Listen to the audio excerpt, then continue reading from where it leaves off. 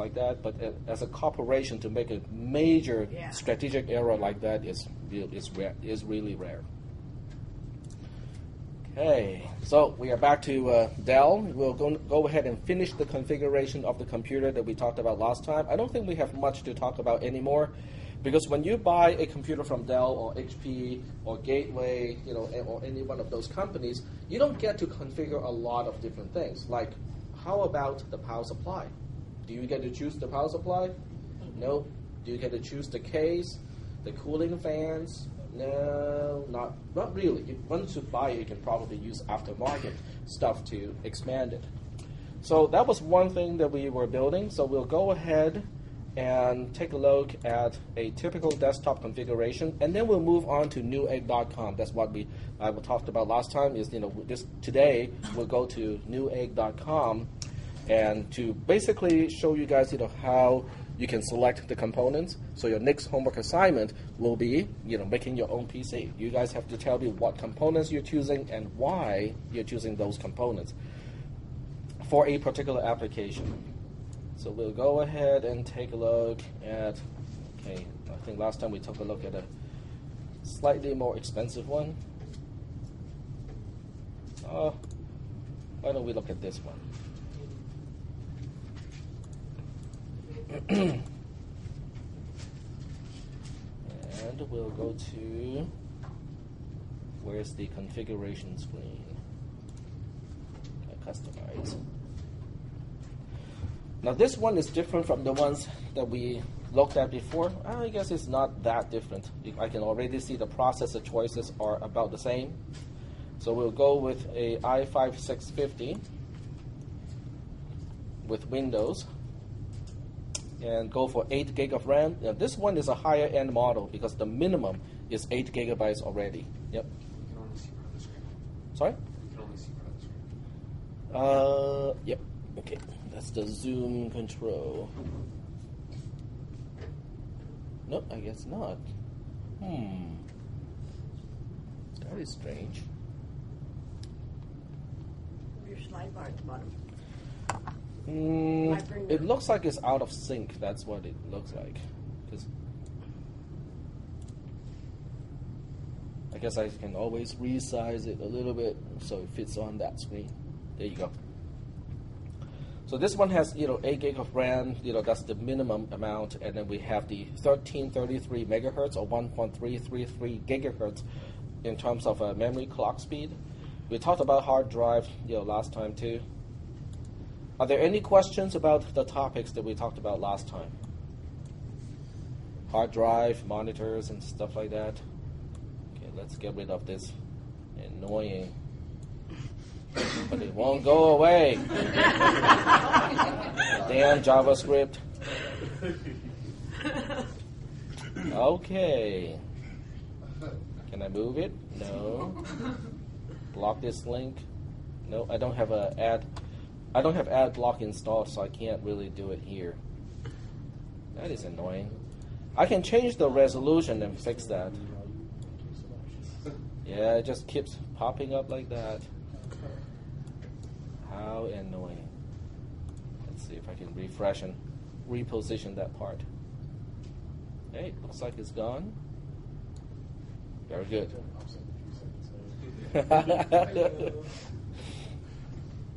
Okay, but it threw me all the way back to the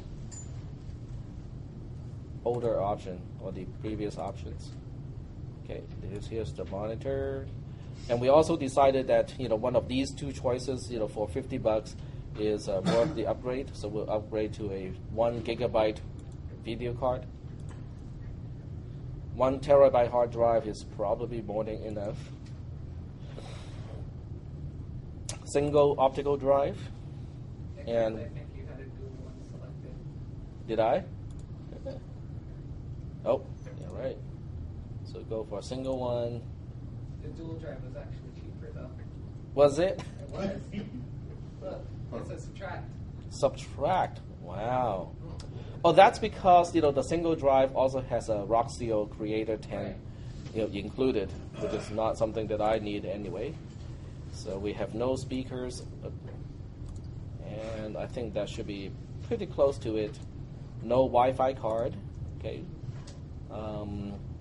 that's already included. No way to subtract the keyboard. Okay, so I guess we'll have to live with it. Turn your PC into a multimedia system and watch, record, and replay live TV with a TV tuner. It is really a cool idea, except depending on the software and on the system, you may have to keep the system powered up all the time. Now, that can take up a lot of electricity. On the average, something like this will consume 30 to 40 watts easily. So if you multiply 30 to 40 watts by the number of hours in the day and number of days in the month, that adds up to maybe about $10 of your electric bill. Select my mouse. There's no way to unselect anything, so we just go ahead and move forward. Now this part is kind of why someone may buy something from Dell, is basically you can, by default, they have a 2-year basic service plan, which is in-home service after remote diagnosis. Which means if you have any problems, you can call Dell. If Dell decides that they cannot handle the problem remotely, it can be calling up. You can also have a tech support person to control the screen. So somebody else can be driving your screen and helping you to configure the hardware, software, and whatnot. But if that failed, then they can send someone to your home to help you configure the whole thing. Is it worth? How much money is that worth? It depends, right? If for someone who has no knowledge of computers and really do not want to risk, breaking the computer or the software, by doing something, this is worth a lot of money. To me, it's worth nothing because I don't use Windows. What do you mean by you want to drive my system remotely? I don't use Windows. I can still use VNC and other means, but it won't be as easy to drive it remotely. So it all depends. And there's no way you can subtract this part here. There's no way you can say, I don't need any in-home service after remote diagnosis. There's no way to take that money off of the cost of the system. Okay, let's just go back to that previous screen. Let me just comment on it. Just one more. One more thing. $140 for a 2-year extended service protection on my laptop. Mm-hmm. For laptops, it's worth the money. Yeah. Okay, for laptops, it's worth the money because I have owned, I have owned about 3 laptop computers, and they all needed, service at one point or another. Okay, so laptop computers do break a little bit more easily, especially the ribbon cable that connects the screen to the main part of the computer. If you open and close the computer a lot, that will wear out. Yep. I've had HP laptops that's happened twice now, and I've had 3. Mm-hmm. So I avoid HP. Avoid HP. Yeah, my family has bad experiences with HP laptops. I like Toshiba. They fry and they die. Friday night. I have my Toshiba is the only one that has not failed. Yeah, I love it. I had too. my first Toshiba laptop is one of those really old ones. That's back when MMX was like, oh, this is new cool technology. MMX stands for Multimedia Extension, and that's like really a long time ago. And that laptop is still running. Yeah. I just could not find any operating system that it will run well with, but it's still running. It still starts up without any problems. I just ordered a Toshiba laptop last night. Mm-hmm. So I'm going to figure out what that's like in a week or so. Oh, I love mine. Okay. I love mine. They're not the best looking. They don't look as nice as Sony's or Apple's for that matter. But they are fairly functional. For the most part. As long as it works and stays As long, working. Yep, and stays working. That's right. Lenovo's are not bad either. I have a Lenovo that just kind of died about 2 weeks ago. But that thing was old. I mean, it had a Pentium M processor in it, so it's really about time to go. I mean, it was almost getting obsoleted because it was too slow already. So it wasn't a big deal.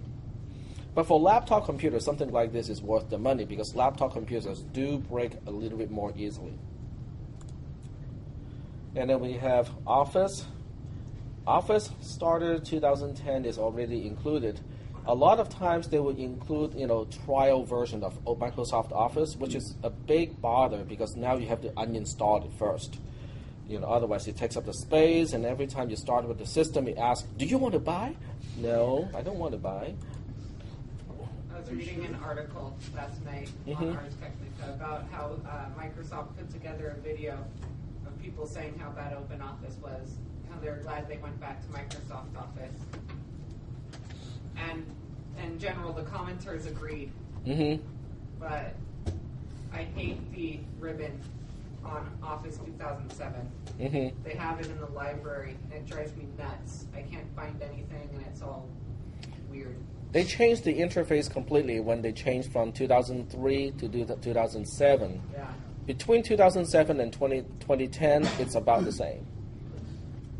I switched over in 2010 when the beta came out. So I got it free because I downloaded the beta. Oh, I see. And they don't ask you to buy it when you do the beta. Yes, because they should have paid you to use the beta version. Exactly. Yeah, Microsoft now has the technology. In case something goes wrong, your computer can automatically send back a feedback to report what the problem was. I think you still have to click, yes, I want to do this. But other than that, they could have done it even without your consent. Yep. Oh, by the way, yesterday was a big patch day. If you have Microsoft Windows, Microsoft released 50-something patches combined. The operating system, the browser, and the Office suite to fix 3 of the 4 zero-day exploits of Stuxnet. Yep, there's one that they could not fix yet. So yesterday was a big patch day. Okay, now we have antivirus software. We have McAfee, which is included in the price. Sorry? From my experience, McAfee does nothing but slow my computer down. How about Norton? I hate Norton. So far, it's sad. Oh, I sorry. use Avast. Okay, and how about you? Me? Yeah, Norton, it wouldn't let me play some of my online games because it thought there were viruses. So I had to delete it. I use APG. I had issues with Norton and Symantec. I decided I was just going to uninstall it. It wouldn't uninstall. You needed a specific uninstall tool from Symantec to get rid of everything. Really? Yes. Yeah, and if you don't do it right, it'll lock down you will try to hop on the internet and you won't have connection anymore, and it'll be Symantec does something to your browser when you do that. So it's technically a rootkit. Internet connection, and you don't install it right, which I didn't know when I did it recently. Holy. This is you guys. You guys are telling me stuff that I don't know. This is completely foreign to me. Because in Linux, if you don't want something, you just say uninstall or just nuke the binary, the executable, and you're done. Wow. Or you find out where in the script directory that particular program was started up automatically. You just rename the file, move it somewhere else, and you're done. I mean, I guess it's not as easy with Windows. Huh? So I decided to switch to Avast. What's the name again? Avast. Avast. It's a free Avast, like a pirate. Avast. AVAST. Avast. AVAST. Yeah. And an AVG exclamation free. point. Don't forget. AVAST. What? AVAST. Yeah, right there. Yep. Antivirus. A cool thing.